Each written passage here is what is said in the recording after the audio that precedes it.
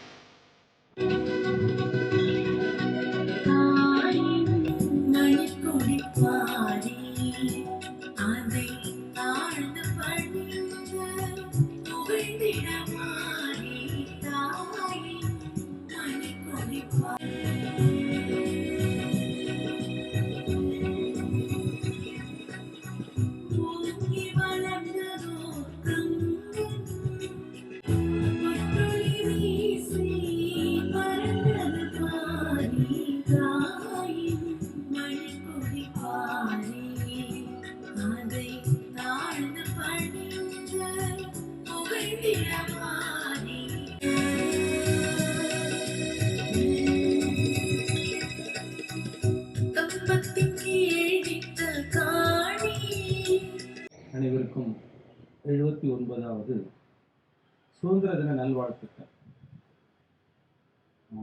ஒவ்வொரு ஆண்டும் நம்முடைய தேசிய சித்த மருத்துவமனையில் சுதந்திர தின கொண்டாட்டம் என்பது ஒரு மிக சிறப்பாக நடந்து கொண்டிருக்கிறது. அதில் குறிப்பாக இந்த ஆண்டு அவர்கள் நம்முடைய செக்யூரிட்டி இருக்கிறாங்க இல்லையா, அவருடைய அணிவகுப்பு ரொம்ப சிறப்பாக இருந்துச்சு. நான் எதிர்பார்க்கவே இல்லை, ரொம்ப பர்ஃபெக்ஷனாக இருந்துச்சு. ஒரு பலத்தை ஒரு கரவழிக்கு அதுக்கு வந்து ட்ரைனிங் எடுத்துகிட்டே இருக்கிறாங்க. டெய்லியுமே 7 o'clock அவங்க வந்து இங்கே பரேடு பண்ணிட்டு இருக்கிறாங்க. இன்றைக்கு மட்டும் இல்லை, டெய்லியுமே 7 o'clock நீங்கள் பார்த்தீங்க அப்படின்னு சொன்னால் ஒரு கம்ப்ளீட் பரேடு இந்த பக்கத்தில் அந்த பக்கம் போயிட்டு வராங்க பண்ணுறது. ஸோ அவருடைய கண்காணிப்பு எந்த அளவுக்கு இருக்குதோ அந்த அளவிற்கு நாம் சுதந்திரமாக இருக்க முடியும். சுதந்திரம் எப்படி வரும்? நமக்கு ஒரு பாதுகாப்பு இருக்க போய் தான் சுதந்திரம் வரும். அப்போ அவருடைய இரவு நேரம் முழுக்க, பகல் நேரம் முழுக்க அந்த ஒரு பாதுகாப்பு பணியை சிறப்பாக செய்யப்போது தான் சுதந்திரம். அந்த அடிப்படையில் நமக்கு வந்து பார்த்தோன்னா இன்றைக்கு ஒவ்வொரு ஆண்டும் கொண்டாடும் பொழுது இந்த ஆண்டு அவர்களுக்காகவே நான் வந்து ஒரு நன்றி சொல்வதற்காக கடமைப்பட்டிருக்கிறேன். மீண்டும் ஒரு கரவொலி கொடுங்க. சிறப்பு விருந்தினர் ஐயா அவர்கள், ஜெயபிரகாஷ் நாராயண் ஐயா அவர்கள், அதாவது எங்களுக்கு ஆசிரியராகவும் இருக்கிறாரு, எங்களுக்கு பல வகையில் அறிவுரை சொல்லக்கூடியவர். உரிமையாக எந்த ஒரு விஷயத்தையும் வந்து பார்த்தோன்னா வந்து இதை செய்யணும், இது செய்யக்கூடாது, தகுந்த நேரத்தில் எங்களுக்கு வந்து உரிமையாக கூப்பிடுவார். எங்களை மட்டும் இல்லை, அரசாங்கத்தில் யார் இருந்தாலும் என்ன பண்ணுவாங்க, உரிமையாக வந்து நமக்காக சித்த மருத்துவத்தை வந்து ஒரு அதாவது அடுத்த லெவலில் கொண்டு போகிறதுக்கு ஐயா அவர்களுடைய குரல் வந்து எங்கேயுமே ஒழித்துட்டு இருக்கும். அது நம்முடைய இயக்குனராக இருக்கலாம், நமது செக்ரட்டரியாக இருக்கலாம், பிரைம் மினிஸ்டராக இருக்கலாம், எங்கே வேணாலும் ஐயாவுடைய அது தொலைத்தொடர்பு மூலியமாக அவ்வளவு வகையில் நம்ம சித்த மருத்துவத்துக்காக அவருடைய பாடுபாடு மட்டுமல்ல, அதை உலகுக்கு கொண்டு போகிற வகையில் வந்து நமக்காக குரல் கொடுத்துருக்கிறாரு. அவர்கள் இன்று நமக்கு வந்து ஒரு சிறப்பு விருந்தினராக அதில் நமக்கு பெருமை. ஐயா அவர்கிட்ட நான் வந்து காலையில் பேசிகிட்டு இருந்தேன். பேசிட்டு இருக்கும்போது என்ன சொல்கிறாங்க அப்படின்னு சொன்னால், நம்ம சித்த மருத்துவ திருநாள் என்பது அகத்தியரை சார்ந்து இருக்கிறது, அது இருக்கட்டும். ஆனால் அதையும் தாண்டி நம்ம ஒவ்வொரு சித்தர்களாக நம்ம என்ன பண்ணணும், வெளிப்படுத்தணும், வெளி உலகத்துக்கு நம்ம வந்து தெரிவிக்கணும். சித்தர்களுடைய ஆசீர்வாதம், அவருடைய அனுக்கிரகம், ஆசீர்வாதம் நமக்கு எப்பொழுதுமே, அது குறிப்பாக மாணவர்கள் அத்தனை பேருக்குமே இருக்கணும். அப்படிங்கும் போது இந்த ஆண்டு நம்ம வந்து பார்த்தீங்க அப்படின்னு சொன்னால் புலிப்பாணி சித்தர்கள் அவருடைய பெயர்லே ஒரு செமினார் ஒன்று நம்ம செஞ்சாதான் நம்ம அவர்களை வந்து ரசகந்தி மெழுகு, இடிவல்லாதி மெழுகு, இன்றைக்கு பயன்படுத்தக்கூடிய நம்ம சித்த மருத்துவனுடைய பெருமைகளை பார்த்தீங்க அப்படின்னு சொன்னால் அவர்கள் செஞ்சது, அவர்கள் இந்த உலகத்துக்கு கொடுத்தது தான். ஆக புலிப்பாணி சித்தர் அவருடைய பெயரிலேயே நம்ம பார்த்தீங்க அப்படின்னு சொன்னால் ஒரு செமினார், ஒரு ஒர்க் ஷாப், ஒரு இதெல்லாம் வந்து கொண்டாடலாம் அப்படின்னு மாதிரி சொல்லியிருக்காரு. அதை நாங்கள் வந்து உறுதியாக செய்கிறோம். அதற்கும் ஒரு பலத்தை ஒரு கரவழி கொடுங்க. இன்று அத்தனை பேருக்கும் வாழ்த்துக்கள். மருத்துவ பணியாளர்கள், குறிப்பாக வந்து அவருடைய என்னது தூய்மை பணியாளர்கள் வர்றவங்க அத்தனை பேருமே வந்து பார்த்தோன்னா பாராட்டுறாங்க. நாங்கள் கூட சொன்னோம் சுதந்திரத்தை அன்னைக்கு யாருக்கு அவார்டு கொடுக்கலாம் அப்படின்னு சொல்லி நாங்கள் அட்மினில் பேசிட்டு போது எல்லாருக்குமே அவார்டு கொடுக்கணும், எல்லாருமே பெஸ்ட்டாக இருக்கிறாங்களே அப்படின்னு மாதிரிலாம் சொன்னாங்க. பட் இருந்தாலும் வந்து ஒரு பாராட்டு தான் அந்த தடவை கொடுக்க முடியும். இருந்தாலும் நம்ம அடுத்த தடவை நம்ம வந்து பார்த்தீங்கன்னா பெஸ்ட்டு ஒர்க்கர்ஸ் அவார்டு இதெல்லாம் வந்து அனௌன்ஸ் பண்ணுறதுக்காக வேண்டி இப்போவே நம்ம அட்மின் டிபார்ட்மெண்ட்டில் கேட்டுக்கொள்கிறேன். ஆக என்னுடைய வாழ்த்துக்களை முடித்துக்கொண்டு ஐயா அவர்களை பேசுமாறு அன்புடன் அழைக்கிறேன். ஐயா.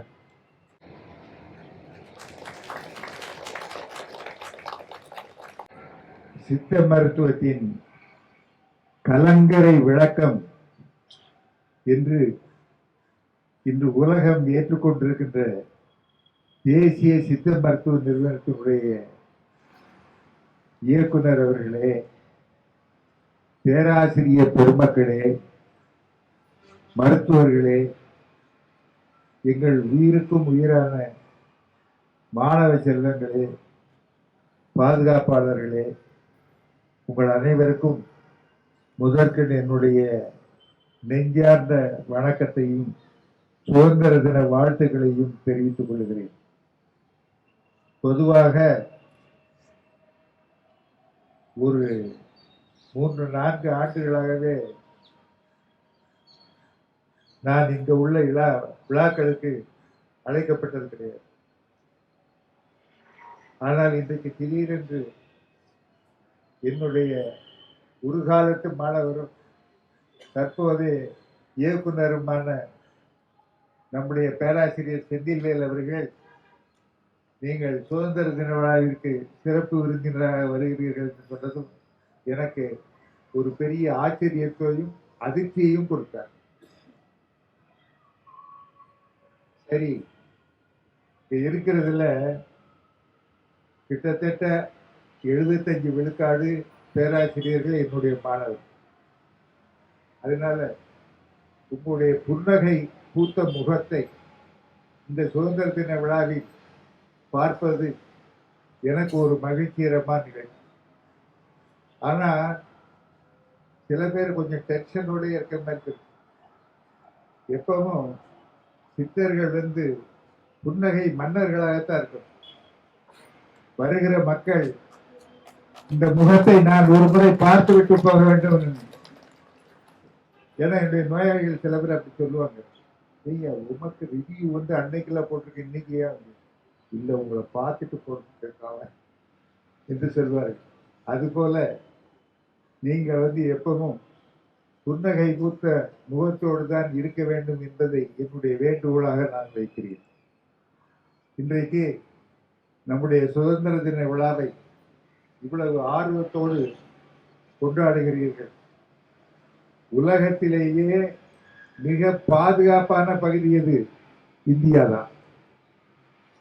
அந்த இந்தியாவிலேயும் பாதுகாப்பான பகுதி எது? தமிழ்நாடு தான். அந்த தமிழ்நாட்டில் இருந்து கொண்டு இன்றைக்கு நாம சுதந்திர விழாவை கொண்டாடுகிறோம். சுதந்திர விழாவை கொண்டாடுகிறோம் மட்டுமல்ல, உலகத்தினுடைய மிகப்பெரிய ஜனநாயக நாடு இந்தியா. அந்த ஜனநாயக நாட்டினுடைய மக்களாக நாம் இன்றைக்கு கொண்டாடுகிறோம். இன்றைக்கு நம்முடைய பிரதமர் அவர்கள் உலகத்தினுடைய பிரதமர்களெல்லாம் போற்றக்கூடிய பிரதமராக இருக்கிறார். அதுவே இந்தியாவுக்கு மிகவும் பெருமையை தேடிக்கொள்கின்ற ஒரு நிலை. ஜனநாயகம் என்பது மக்கள், நிர்வாகத்துறை, நீதித்துறை மூன்று ஒரு ஹார்மோனியில செயல்பட்டாதான் ஒரு நாடு அமைதியா இருக்கும். இந்த நாட்டுக்கு பாரதம்னு பேர் கொடுத்தது யாருன்னா பாரதி. அதுக்கு முன்னால அவன் ஐரோப்பியன் வந்து இந்துஸ்தான் இந்தியான்னு தான் சொல்லியிருந்த. பாரதம்னு பேர் கொடுத்தது பாரதியார். பானா பாவம், ராணா ராகம், தம்னா தாளம். பாவம், ராகம், தாளம் மூணும் சேர்த்து இருந்தா தான் இசை வந்து மிகச் சிறப்பாக இருக்கும். அப்படி ஒரு அருமையான பெயரை கொடுத்தவன் பாரு. அதே மாதிரி வந்தே மாதரம் என்கின்ற தாரக மந்திரத்தை கொடுத்ததும் சண்பகராமன் என்கின்ற ஒரு தமிழன் தான். தமிழர்கள் அந்த அளவிற்கு நம்முடைய நாட்டின் மீது பற்று உடையவர்களாக இருந்திருக்கிறார்கள் என்பதற்காக நம்முடைய பாரதிக்கு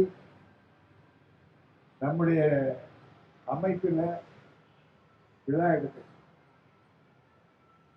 நான் நம்முடைய இயக்குனர் அவர்களை வேண்டி கேட்டுக்கொள்கிறேன். ஏன்னா நம்ம இன்ஸ்பயர் பண்ணி விட்டது அவர் தான்.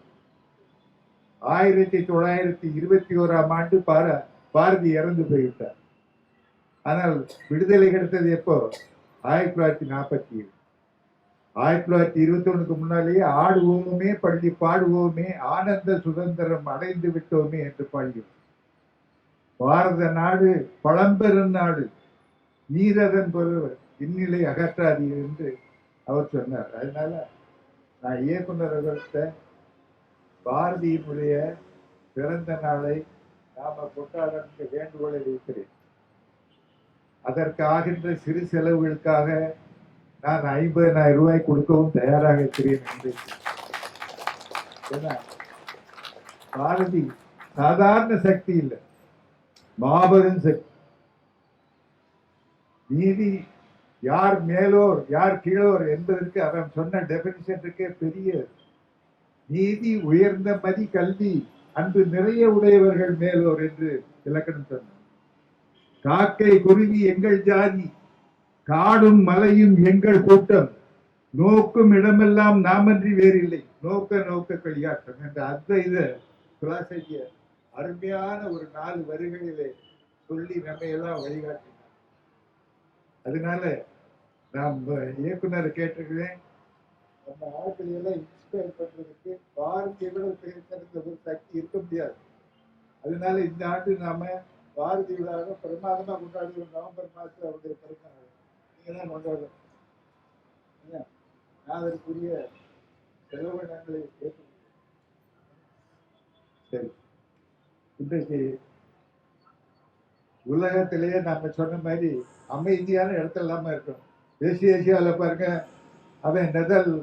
அவன் இஸ்ரேல் கொண்டு போய் காசாவில் குண்டுகளை போட்டு 62,000 பேர் கொண்டு போட்டான். அவன் அங்க உக்ரைன்ல போட்டு ரஷ்யா அடின்னு அடிச்சுக்கிட்டு இருக்கிறான். யாரும் கேப்பா இருக்கு. ஆனா இது எல்லாத்திலையும் மீடியேட் பண்ணக்கூடிய ஒரு ஆற்றல் யாருக்கு இருக்கு? நம்ம பிரைம் மினிஸ்டருக்கு தான் இருக்கு. அவர் உங்க முகத்தை தான் எல்லாரும் பார்த்துக்கிட்டு இருக்காங்க.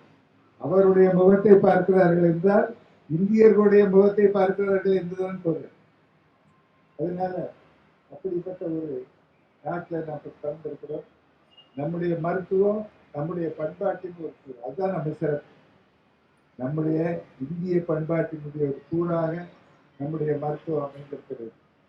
இங்க இருக்கிற மருத்துவர்கள் நாம மற்ற மருத்துவர்களை மாதிரி ரொம்ப சம்பாதிக்க முடியலையே அப்படின்னு நினைச்சிருக்கிறோம். உங்களுடைய சம்பாத்தியம் என்பது உங்களுடைய ஆன்ம மேம்பாடு தான். 52 வருஷம் என்னை பொறுத்தவரை 52 வருஷம் இல்லை.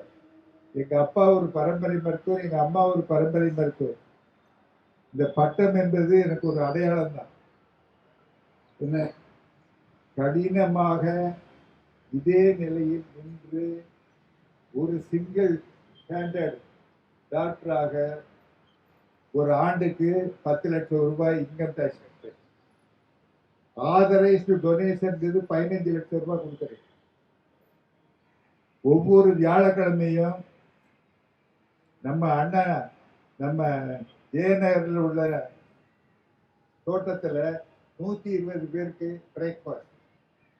இதெல்லாம் ஏன் காசு இல்லை, மக்கள் காசு.